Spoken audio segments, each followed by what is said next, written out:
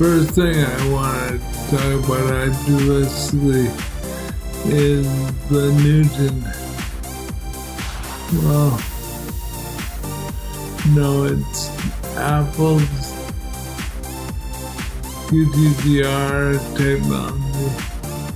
I mean, the Newton was killed and the iPhone came out.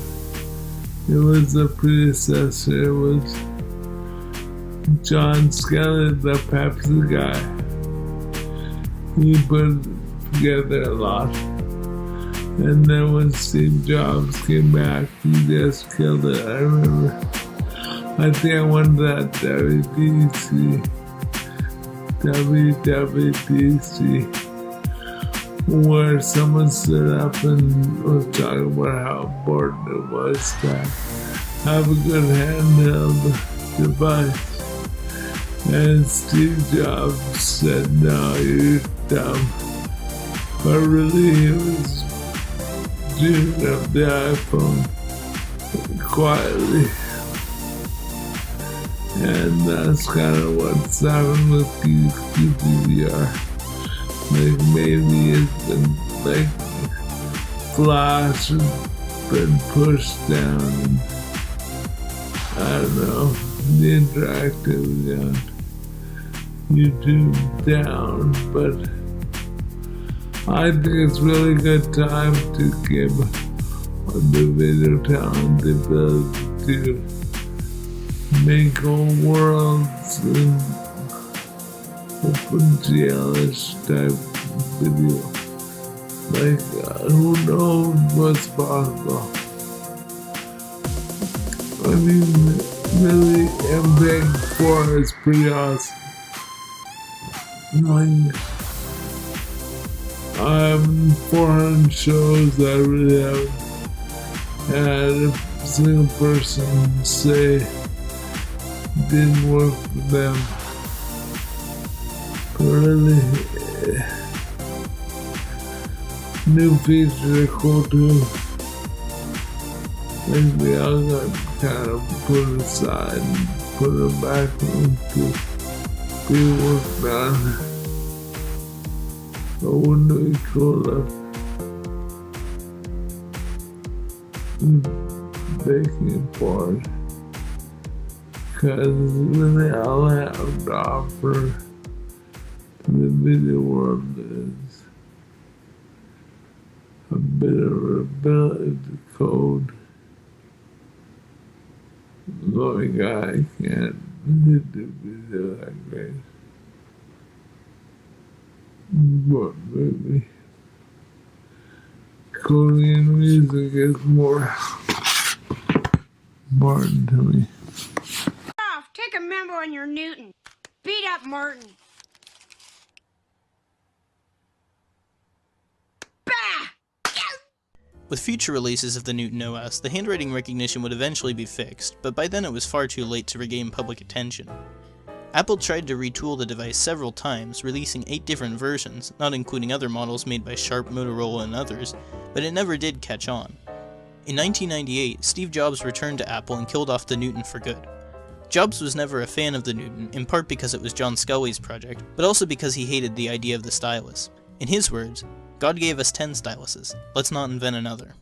Is the metaphor old? I mean, will QTDR come back to? Like, is it like the Newton?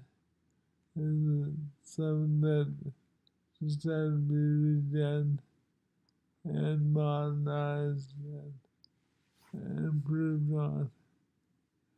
And then lots of great things could happen. I don't know. I think idealistically about that. Cloud seeding has been used around the world for decades. There are 172 bills before the U.S. Senate right now calling for more weather modification programs. It's an admission to climate modification on a small scale, which we have 200 separate programs publicized in the U.S. every single year. The other thing I wanted to think about idealistically is weather modification. I mean, the logo I'm using on the thumbnail for this blog is some cloud whitening machine, or a cloud whitening machine. And maybe that's weather modification. I mean, it really like falling down a rabbit hole to get into the big conspiracy theories and stuff. But anyway, it kind of missing though. Maybe that's why I stopped caring about the US. In the fires industry, I thought there was probably some way of modification going on. I don't know if that's true or not, maybe. No matter where somebody stands on global warming or that whole issue, pollution is a problem. I don't care who you are or what your scientific belief system is. We know that that's bad. We need to get rid of it. Is there a way to get totally clean energy with no pollution and unlimited energy? So our first question was, where's the energy? And there's only one answer, and that's right here. A few miles underneath us is unlimited power, unlimited energy. The deeper you go, the hotter it gets. You take that energy and you bring it up. Is there a way to bring up just the energy? What it takes is just doing the right things and inventing the right things. You can't use copper wire because it'll melt. So we found this material called graphene. Graphene is a substance that is really made out of graphite, which is like pencil lead, right? And what they discovered was that if they take one molecule layer at a time off this graphite, that's called graphene. It's 100 times better conductor than copper. It's lighter than air, stronger than steel. It transfers heat really efficiently. If you put 100 degrees here, you get 100 on the other side instantly, and the middle is completely cool. So the heat that you put in gets all the way there. Whether you go 10 feet or you go miles, you could bring up unlimited energy from deep underground to the surface, pollution-free. So I approached the graphene guys and I said, could you make me a string? So if you make me a string, I'll put those strings together and make a cable. Then I'll put the cable underneath the ground. And that cable will bring up the heat. And so at first they were a little wary because it seemed too simple. They have already made the first set of ropes for us, the short ones.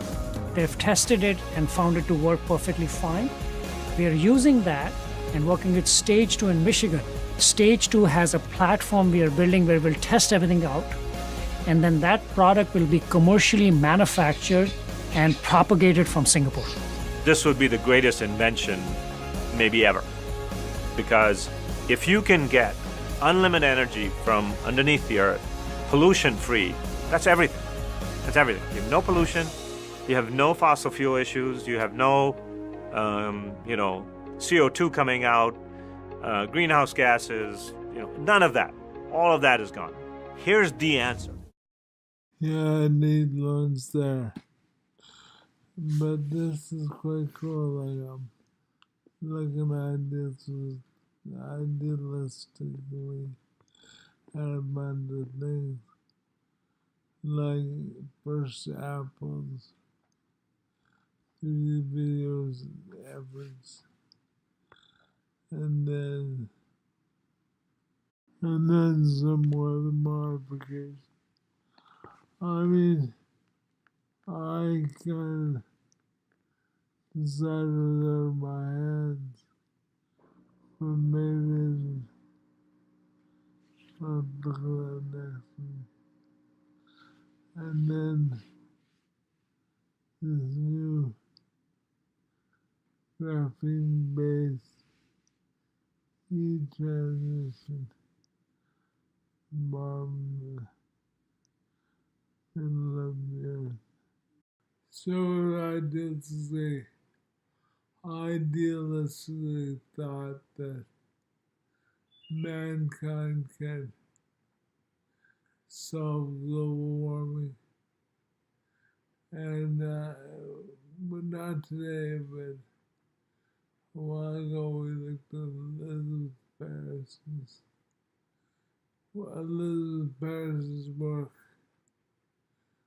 And, she's talking about extending lifespan.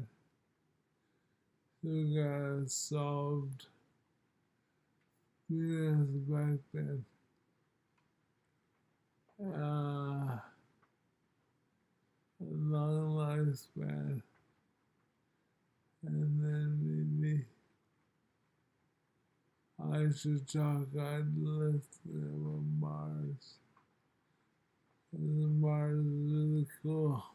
And the significance of this discovery cannot be overstated, as it virtually guarantees that life does indeed exist on Mars today, at least in some form, based on everything that we currently know about the building blocks for life, because after all, where there is water, there is life.